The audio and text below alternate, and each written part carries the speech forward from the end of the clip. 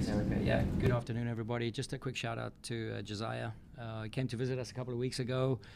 We signed him to a contract and gave him a win today. So that's a pretty special day for us and the family. So, yeah, get to the game. I mean, a clean sheet after 97 minutes, is exactly what the doctor ordered. And, to score the goal in the fashion that we did. And it just... Yeah, football's, about emotions and passions, and you're dealing with human beings, and we're not robots. And you're just seeing us struggle through a phase now, and even in the second half against Nashville, starting to come out of it. And today, it was a bit of a grind. And good teams, learn how to grind and get the result. And, the big fans, shout out to the fans here, the big support, massive for us on the day. Just kept us in the game in critical moments, but I thought we controlled those moments pretty well as well. So, in a real true professional fashion, I really enjoyed this one. We had to dig deep. We had to suffer a little bit, but I thought we had controlled much of the destiny today. Thank you. Bradley, is there anything, given the week that you guys have had, is there anything that you think your guys did well in the last 4 days to put that aside, maybe more than any other week emotionally? I saw us, and this might sound strange, but, we fly to Nashville straight after a loss like that. We have a training session in Nashville. The group's galvanized. They're together. It's 7:30 p.m. at night on Sunday, and we have the fields booked from 7 to 9. After 9, we had to tell them to get off the field because they were just having fun again with the guys, and just sometimes a little looseness, a little bit of, working over what just happened. And a good group sticks together, and I saw a lot of togetherness, and that was a moment for me, knowing that this is going to be fine. How long that takes, I don't know. We got a response today, but I thought we got a response against Nashville in a positive fashion. Wasn't perfect. Today wasn't perfect either. But to see the guys grind and people make contributions and players coming in, and the way we score the goal and the fashion we do look like us, and that's very important for us. With Indy, you make the move to move him back as a 6, and you bring on Milan. What did you like from him in that role, and what does having him in that position as a 6 with 4 attacking guys in front of him, what does that offer as an option? When I played for Stuttgart and we played backwards at our home stadium, we got booed. Right, 6 times in the first half when we played backwards. This is not how I envision the game to be, right? I want us to be brave, vertical, relentless, and fearless, okay? Especially sometimes you have to will your way and force your way to success, and this is what I wanted. So in the first half, that was one of the critical things that we spoke about, and it had nothing to do with the position of the holding midfielder. But I know Indy does bring a little bit more verticality, a little bit more dribbling and driving with the ball, and opening up and creating space for others. So, and exactly how we scored the goal, we're brave, vertical, and that's exactly what I was trying to initiate with that substitution. Thanks, Bruno, Bradley, there are moments in any game where it seems like Bruno is not touching the ball a lot. He's doing all the work off the ball. Yep. But he's not touching the ball a lot, this or that happens, and then he creates a moment like he did today where he gets there and he scores the goal. For you as the manager, are there moments where you have to make yourself be patient to believe something like that is going to come, or how do you watch the times play out where he's not producing, knowing that he might do something like that? Yeah, I don't judge a striker on just production on goal-scoring tallies. That doesn't mean if he's doing good or not, right? It just, in the stats, it says he's not scoring as much as he could be because the XG expected is a little bit higher. But, I think we've spoken about this before, just the type of work rate and the work ethic he puts into it and the way he puts himself about. And, he's a body against 3 big center backs there at the back. It's not easy. Ceballos is a tough customer, right? And takes a tough customer to deal with that, to balance that out, to open up space for others. And then, he battles through it. He uses his body really well. And we're looking for one moment. That's what we do. We look for a moment to get back into a game. We look for a moment to take charge of a game and go ahead in a game. And, that was the moment. But I thought it was an excellent executed move. There are times, and it predates your arrival, but it's also been the case this year.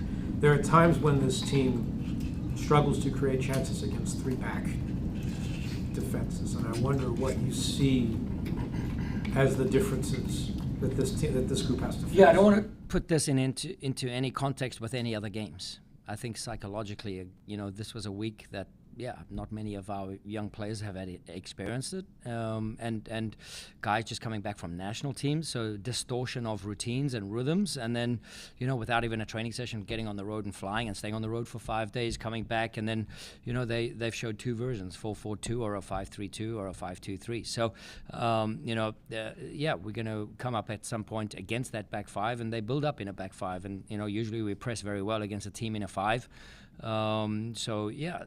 We expected exactly what we got today, and I thought we created a lot of good moments in the second half when we committed to who we are. Kyle and Jimmy. Bradley, you talked about grinding this one out today. I'm curious your thoughts. What was it like having Andre's leadership back there today? Yeah, I just loved the moment when in the 94th minute they get a half chance, against the run of play. Not the save, but just the way he ignites energy. And I think that's just through experience, right? So, and that's what I liked. I thought he had a very quiet game, not much to do. We limited them to, I think, 0.5 XG on the night or whatever it was. So, but just psychologically for the rest of the group, get over the bump of what we've had. And I think Andrew's done an incredible job. He's grown so much in this phase. And sometimes then you just have to reflect. And then that's when learning happens, is when you, in the moment, then you zoom out and you learn, and then you're ready to go again. So I think everyone's taken steps forward this week. Curious with the week that you guys have had, tough week, and I know you said that the preparation up to the match once getting back here was, the team was in good spirits and such, but I'm wondering after the uneventful first half, or a little bit sleepy first half, how was the conversation in the locker room at halftime? What was that like between them? Yeah, I'll take you through the process. I think I've answered your question with regards to we're not robotic, we're humans, there's emotional context to the game. So I think I've answered that question. But the halftime chat was all about showing where space is and where space was in the first half. It didn't change. And we felt that we executed that much better in the second half, and we gained control and kind of tightened the screw on the game, and we were able to dictate the tempo and the rhythm of the game. So for that, I'm proud of the boys. We'll go Matt and then we'll end with John. Did you get an explanation on what Ty did or said to get a yellow card? I haven't done any of that investigation yet, no. And then in terms of Milan, he comes in, I know you've used him from the start and he's been effective in that, but what is it about him that he's able to jump into games, and it seems like he changes a game when he jumps in and gets on the ball? Yeah, I mean, we use certain players at certain times, and last week, or a few days ago, it was Quinn against Nashville, comes in, sparks, ignites something. And sometimes players are better suited for the start of the game, sometimes players are better suited to come in the game. Today I watched the English Premier League game, and I saw 280 million pounds sitting on the bench. So, that's just sometimes, certain players are used in certain moments, especially when you've had a tough double week or 3 games in 7 days. So, again, everyone has to embrace the role. Everyone needs to embrace competition, and everyone needs to thrive in the moment and be ready for being called upon. All right, John. Nate had a bit of a rough go at Vancouver. Got Wednesday off for rotation, comes back today and helps deliver the shutout. Yeah. What have you seen from him since last Saturday?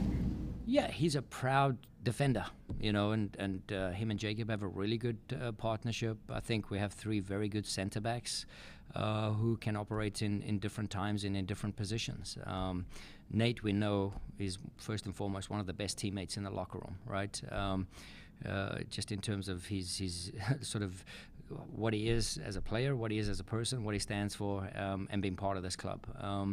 And then just on the field, really brave to step into being aggressive. Carlos Hill floating between the lines, and really aggressive to take away time and space. And I saw a proud group there at the back, determined to get back to a clean sheet, determined to get back to 3 points. And I don't think it falls on one shoulder alone.